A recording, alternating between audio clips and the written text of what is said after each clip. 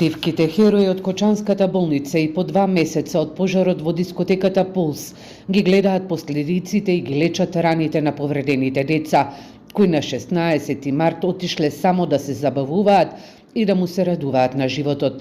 Околу 120 повредени од Кочани и соседните општини се рехабилитираат во општата болница во Кочани.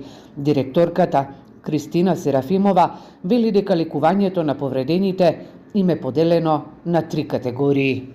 Значи, кај изгорениците појавени се контрактури, тоа се вкоченување на зглобовите на местата каде што се изгорениците. Станува збор за раците претежно.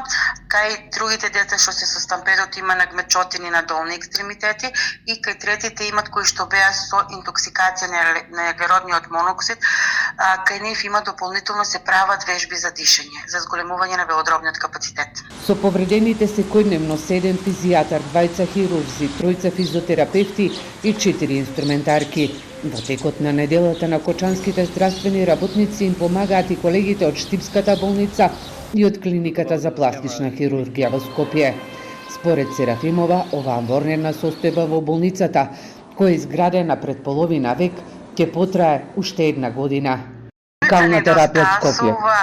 Персонал најмногу од се и ни недостасуваат реално ни недостасува на целата болница едно убаво реновирање. По 2 месеца поминати низ болниците во странство, 4 пациенти од пожарот во Кочани се враќаат во земјава. Во странските медицински центри остануваат уште 11 пациенти. Пациентите кои се враќаат се од Софија и од Белград и ќе бидат задржани под обсервација на клиниката за пластична хирургија и клиниката за хируршки болести. Пациентите кои се лекуваат во странство се во стабилна состојба.